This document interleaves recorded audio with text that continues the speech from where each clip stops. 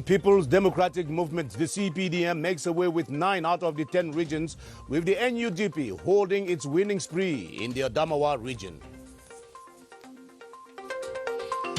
Cameroon's corruption watchdog, CONAC, marks World Anti-Corruption Day, announcing a change in strategy, saying it will henceforth refer corruption perpetrators straight to the law courts.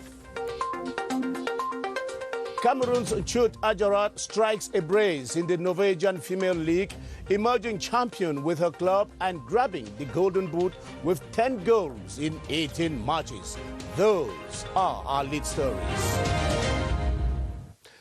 Hello and thanks for joining us on the 7:30 News. I am Ben Menopofong.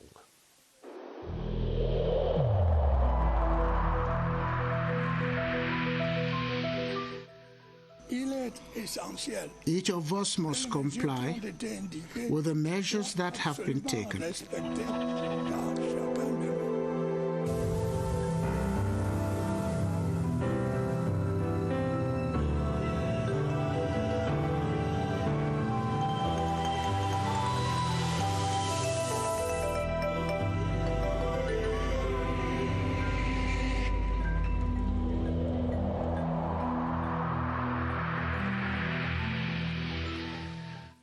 Even before the official proclamation of the results of last Sunday's regional elections in Cameroon, the trends are indicating a landslide victory for the ruling CPDM party with a sweeping majority in 9 out of the 10 regions of the country.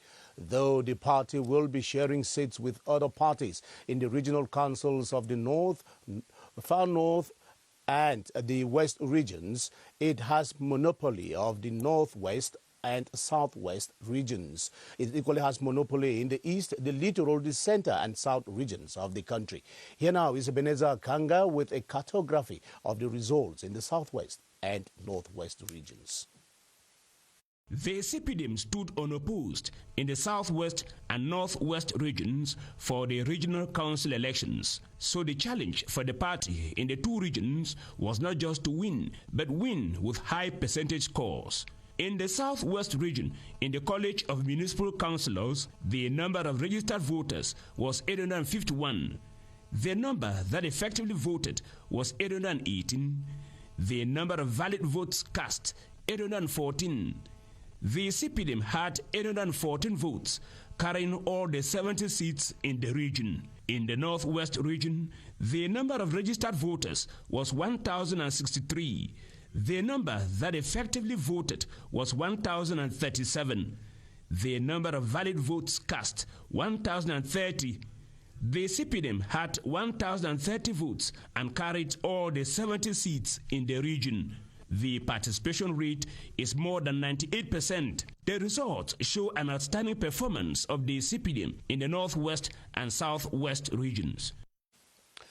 As earlier indicated, the regional councils in the East, Littoral, Center and South regions are entirely under the control of the party in power, having grabbed the totality of the seats in the contest. Even though the victory of the CPDM in these regions was easily predictable given the strength of the party in terms of the electoral colleges, Constantine Baum reports that it wasn't, however, as easy as it appeared on paper.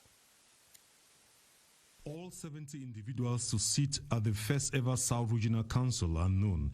The CPDM was the lone party running for the elections in the South region, sweeping 100% of the votes in the 4 divisions.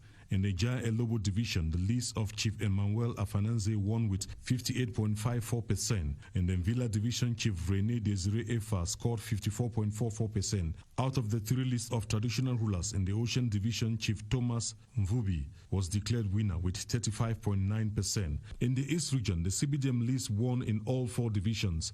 2 political parties, the CPDM and the NUDP, presented lists in the Lom and Jerem, with CPDM obtaining 81.48% against 18.52% to sweep all the 70 seats for the East region. For the Littoral region, in the Mungo division, the CPDM list of 19 included 4 females won. In total, out of the 90 members to form the Littoral Regional Council, 18 are women. In the West Region, the only opposition party that challenged the CPDM was the UDC in the Noon division that won with 17 members, and 4 of the seats will be occupied by women. It was a CPDM victory in the 10 divisions of the Central Region. It was just the CPDM party running in the Upper Sanaga scoring 100%. The Mbam et Kim, Nyong et Fumu, Mefu and Akono divisions also produced 100% victory for the ruling CPDM party. And the equation is somehow a little different in the 3 northern regions, where apart from the Odamawa, where the NUDP party won an absolute majority, the CPDM will have to rub shoulders with other parties in the north and far north, where it won but with relative majorities. Here now is the political configuration of the 3 northern regions as they emerged from the regional council elections with our reporter Kinyanda Ndifon. The Cameroon People's Democratic Movement, the CPDM, has won 2 out of the 3 regions of the Grand North. The Adamawa has made the difference in the whole country, the only region controlled by an opposition party, the NUDP of Bello Buba Maigari, winning 4 out of 5 divisions. The NUDP swept 56 as against 14 for the CPDM in the region. The other contestants, CPNR and Univer, only won attestations of participation. In the north, out of the 70 seats for grabs from divisional delegates, the CPDM registered 56. The NUDP won 12 seats in their Fiev Mayo Luti, while the FSNC recorded 12 seats from the same division. There are 18 women regional councillors in the north. In the far north, a small battle was visible in Mayokani and Diamare divisions. The NUDP won in the Mayo-Chanaga, but the CPDM's strong presence in the other 3, Mayo-Danai, Mayo-Sava, and Logon-Anshare, gave the ruling CPDM party the majority needed to win the most beautiful region of the country. The representatives of traditional rulers, 20 in each region, had their own contest, and the list that have won complete the regional councils. On to other news now. The chairman of the National Anti-Corruption Commission says his commission will henceforth bring perpetrators of acts of corruption before the law courts using proofs and findings from its investigations. Diodune Masigams was speaking in Bafoussam today as he chaired activities to mark the International Day for the Fight Against Corruption, during which he encouraged Cameroonians to be courageous in denouncing acts of corruption they either witnessed or are victims of. CRTV's Joe Tiemunjo is with the Konak bus in Bafoussam. On the Yaoundé-Akonolinga highway, the mobile team of the Anti-National Corruption Commission seized some twisted banknotes of 500, 1,000 and 2,000 CFA francs from the gendarmes at Awai checkpoint. The inspection team used some undercovered banknotes, which some angry transporters collaborated by handing the money to the corrupt security staff. At the Awai checkpoint, frauds were noticed in the sale of toll gate ticket, where some road users do not pay and others pay and abandon the ticket. A police inspector took to his heels, running into the bush to hide the corrupt money collected from road users. His teammates or partners in crime disclosed his identity to the mobile inspection team of the Anti-National Corruption Commission (NAC). A forest guard at Elat forestry post near Yaoundé equally escaped with some money, leaving behind 7,000 francs in 500 CFA franc coins and banknotes collected from road users. The Anti-National Corruption Commission (NAC) is taking the fight against corruption to a higher level. Our investigative report tonight x-rays the anti-corruption commissions embedded in the various government ministries in the country. Do they serve the purpose for which they were created, or they are mere toothless bulldogs that only bark with no capacity to bite? Joyce Lepti-Fowaju went finding out and came away with the observation that they play a purely sensitization role with no investigative or prosecution power. Joyce? It became fashionable since late 90s in Cameroon to be welcomed into ministerial department by anti-corruption posters pasted by Anti-Corruption Internal Commissions. Their responsibilities are more of corruption prevention with no investigative or prosecution functions attached. We begin with activities such as the training of the actors of the fight against corruption, sensitization against corruption, people who encounter problems of corruption in our sector. We go into inquiries to see if effectively there are acts of corruption or no. Their impact is non-negligible. There is a WhatsApp forum created for those in need for low-cost housing. It helps prevent physical contact between users and the personers. Every time Kona contacts us, we identify any dysfunctioning with corruption tendencies. Apart therefore for being a conscience-pricking unit in the fight against corruption within government structures, the Anti-Corruption Commissions are necessary watchdogs within ministerial department to improve on accountability and in turn beat down the scourge that has for ages corroded the country's ailing economy. We now take you over to Parliament, where the Somba-Chungi Commission at the Senate today continued quizzing cabinet ministers as they took turns before it to defend their budgetary allocations for 2021. 5 of them appeared before the committee today, after which they told our reporter Charles Anyangwe their priority sectors for the next fiscal year, as we now hear in this report.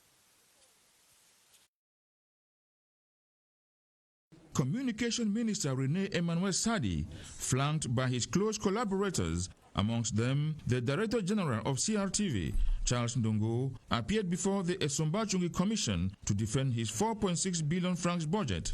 Mr. Rene Emmanuel Sadi presented the priorities of his ministry for 2021 that will be to revitalize public-private communication, promote private media development, and to develop modern infrastructure of information and communication.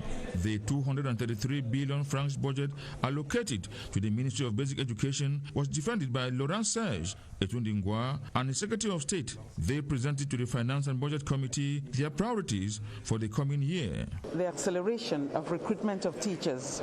We are going to open literacy centers next year in all the 10 regions. The Minister of Employment and Vocational Training and his counterpart of Women's Empowerment and the Family were all optimistic that the budget allocated to them will go a long way to meet the aspirations of their respective ministries. Our aim, our goal is to ease the burden of those of our kids who unfortunately do not have a job just because they don't have a skill, they don't have a trade.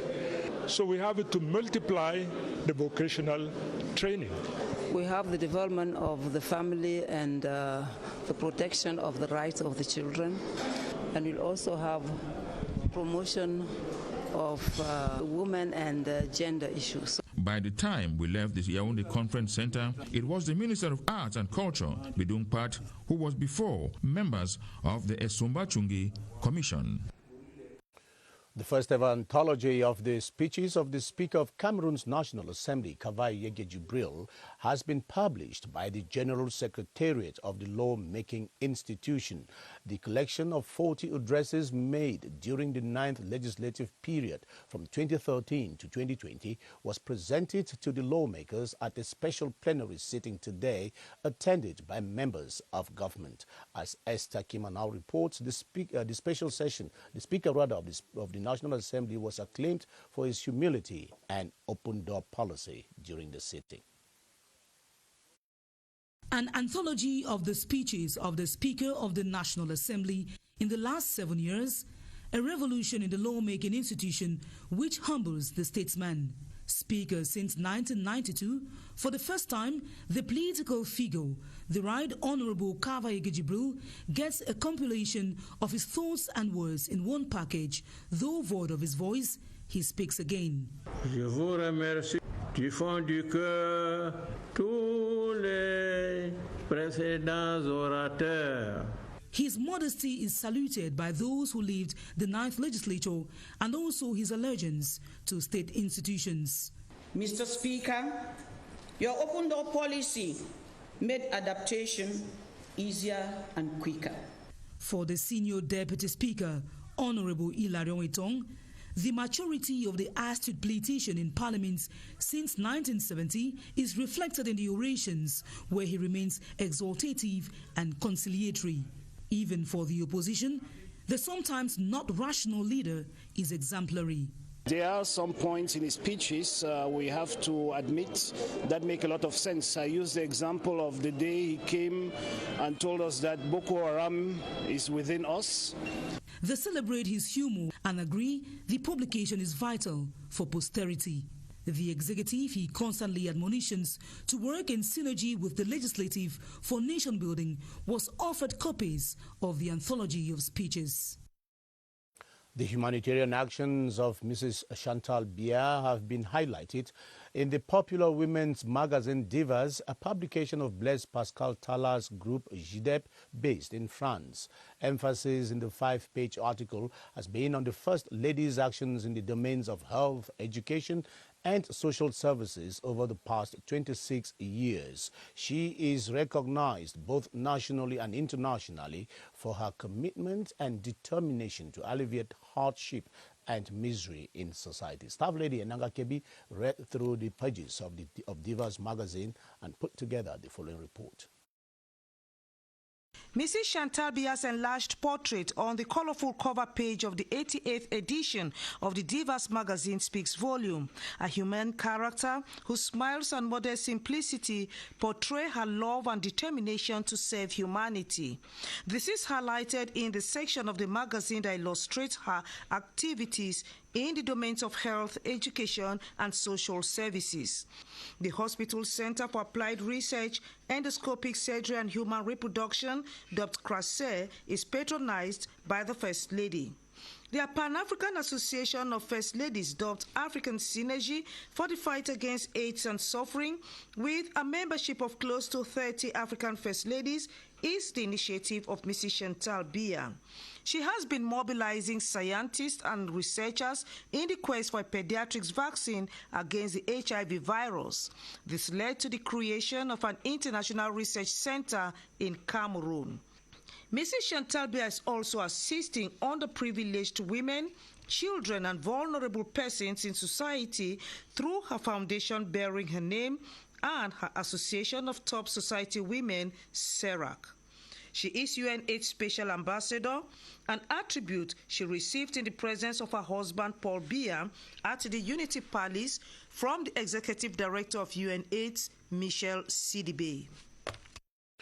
The third edition of the Cameroon investment market has opened in Yaoundé with focus on how to get banks and other microfinance institutions more involved in the funding of development projects in the country.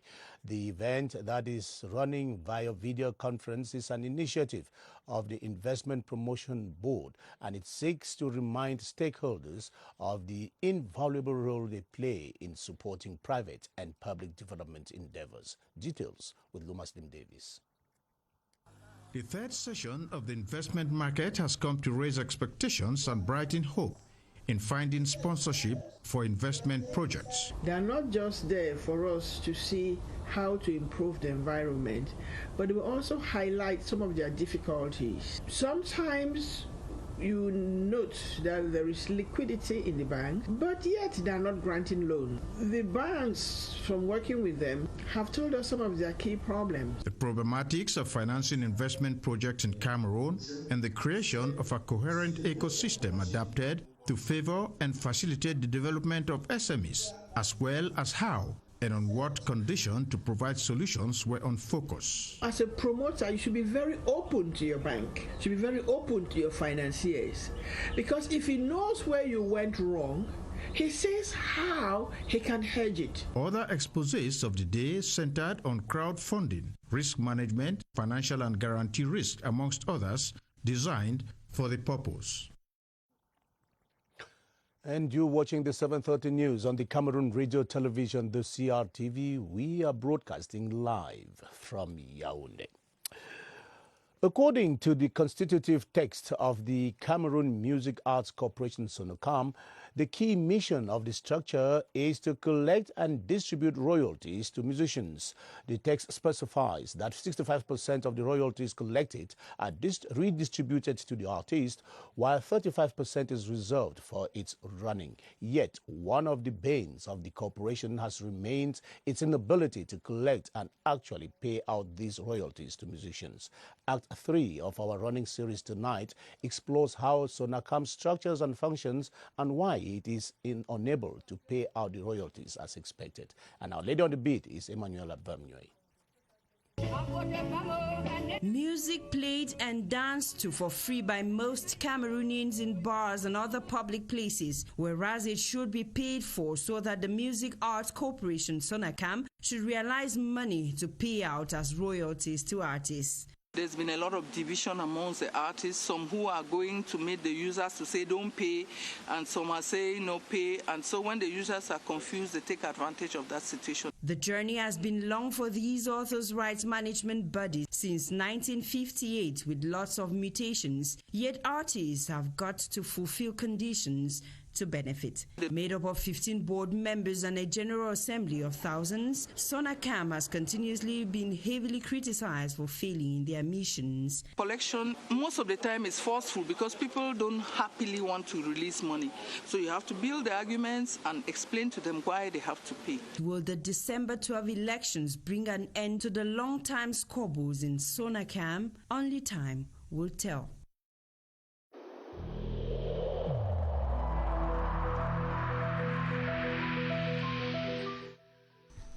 The wearing of face masks in public places will be mandatory until further notice.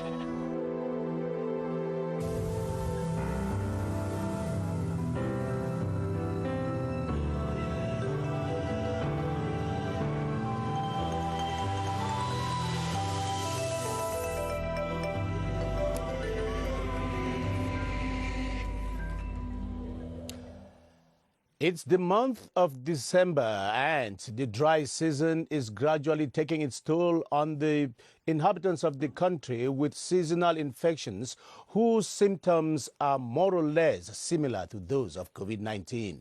Many a Yaoundé city dweller is now caught in between and in betwixt, not knowing whether they are suffering from opportunistic infections or they are at the verge of contacting the coronavirus. Baldwin Sama and his guest, Dr. Joseph Funka, are at the Public Health Emergency Operations Center to clear the air on this confusion.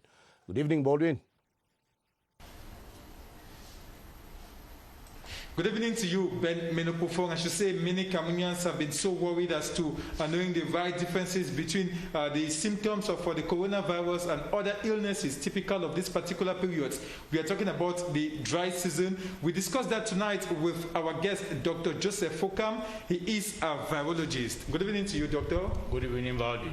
Before finding out the differences between, in terms of symptoms between the coronavirus and illnesses typical of the dry season, what are some of these key symptoms of the COVID-19 that Cameroonians need to know? Effectively, Baldwin, in our context, we have tested so many Cameroonians positive with coronavirus. And what we have realized among Cameroonian patients suffering of COVID-19, the most common manifestation are, for example, fever. You also find those who have issues like dry cough. You also find those who have headache. You find others also who feel tired. The difference you always see with COVID-19 is generally when they get to the severe stage, like you find those who are suffering, for example, of a chest pain or a chest pressure, or those who also have a difficulties in breathing or a shortness in breathing. So those two are really what we find typical with coronavirus. But what we really want to emphasize is to avoid getting to those critical points. It is important, if you have any symptom or if you know that you were exposed to any positive person within the last 5 to 6 days, please get tested as soon as possible in order for us to mitigate or to minimize the risk of getting to the severe condition. Thank you so much, Dr. Joseph Funka, for being available as a guest this evening. We should always remind ourselves that we should go and have ourselves screened for COVID-19 whenever we discover that we have any symptoms, so as to be certain of what we are suffering from. Back to you, Ben Menopofong.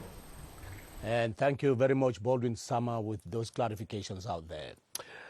100 million CFA francs has been pledged for youths who decide to connect on the nano funding platform. It is a gift from the Françoise Pouenet Foundation to the Youth Connect initiative, today celebrating 1 year of interconnecting Cameroonian youths to various career opportunities. The ceremony marking the first anniversary in Cameroon took place at the Yaoundé Sports Complex under the stewardship of the Minister of Youth Affairs and Civic Education, Mununa Futsu. Yoti Kaleli Songe was there for the 7:30 news.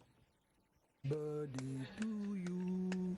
No cake, no candle, but a gift to celebrate the first anniversary of the Youth Connect initiative. It is a nano funding platform. We offer this platform for the youth to continue to keep in touch. We will also give 100 million francs CFA to push all that nano credit. So far, they've organized Youth Connect conventions and boot camps. That's the building capacity of young people, particularly in the domain of entrepreneurship. Today, winners of the Youth Entrepreneurship Innovation Challenge, coordinated in collaboration with UN systems in the country, received their awards.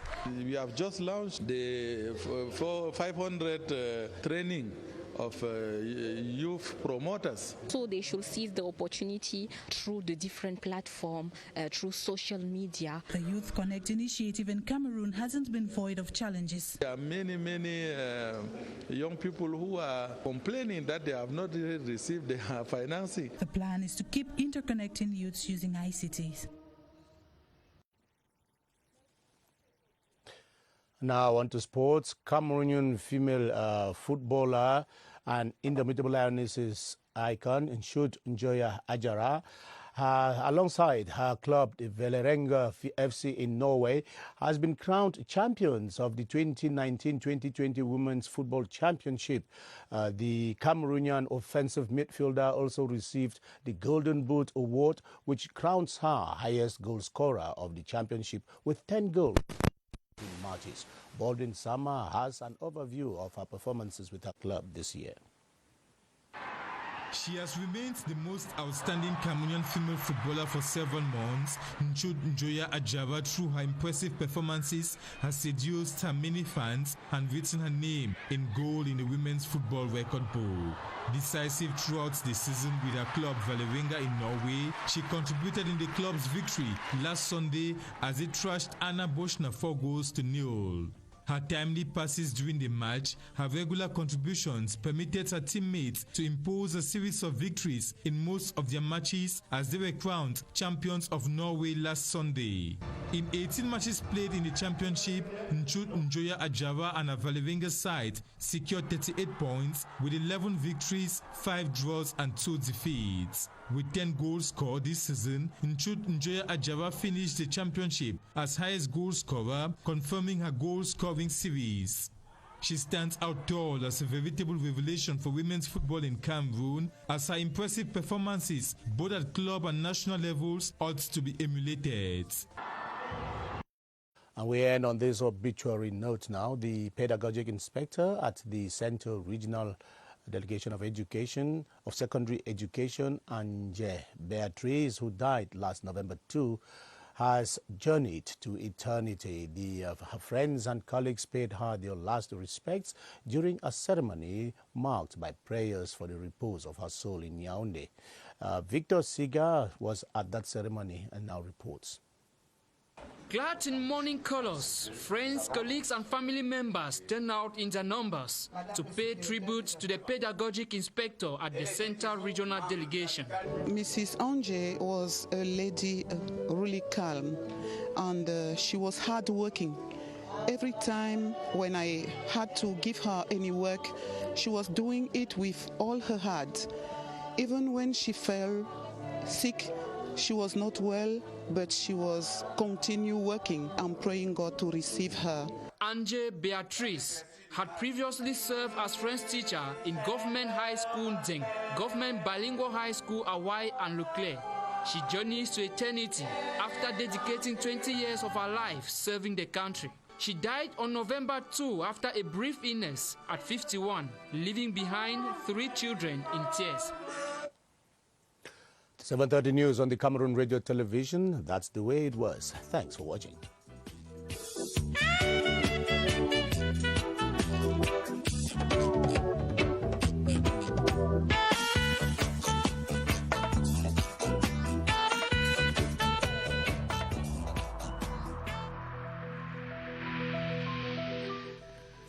In this connection, we should avoid stigmatizing.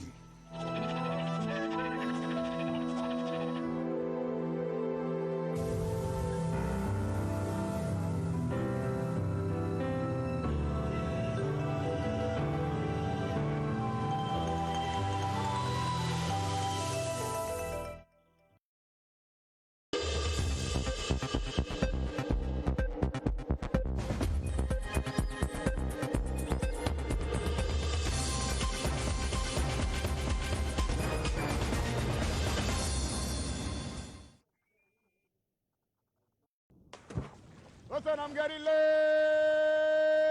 now. You come on, you come on, late now. I saw, I'm getting, I saw, I'm getting low. I saw, I'm getting late. I saw, I'm getting late.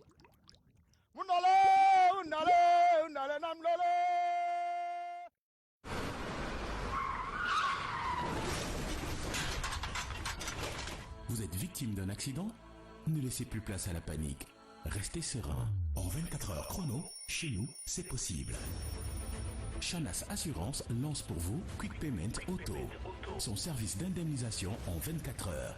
Déclarez votre accident auprès du bureau d'indemnisation rapide de Chanas Assurance. En 24 heures chrono, chez nous, nous vous indemnisons en cas de sinistre. Chanas Assurance, le risque maîtrisé, l'avenir assuré. Offre soumise à condition. Bienvenue au musée maritime de Douala, au cœur de l'histoire maritime du Cameroun, de l'Afrique et du monde. Du 19 décembre 2020 au 19 mars 2021, une exposition temporaire, patrimoine des peuples de l'eau et histoire maritime du Cameroun autour des années 1884. Le musée maritime de Douala, c'est aussi près de 500 pièces historiques à découvrir. De la modernité avec le simulateur de navigation. Faites un tour du monde aux commandes de grands bateaux. Des sensations fortes dans la case des tempêtes avec le célèbre Malobé.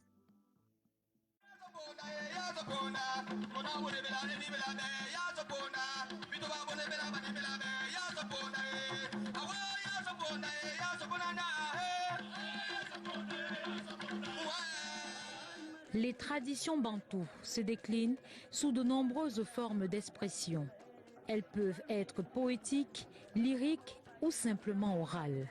La parfaite illustration de cette richesse expressive nous est faite par le ngoso, une technique de communication des Sawa très prisée des conteurs ou griots. Le ngoso est très ancien. C'est une forme orale de transmettre des messages à travers le chant. Le ngoso est pratiqué dans toute la région du littoral Cameroun. Il faut différencier le principe chant et le principe danse. On ne danse pas le ngoso, mais on chante le ngoso.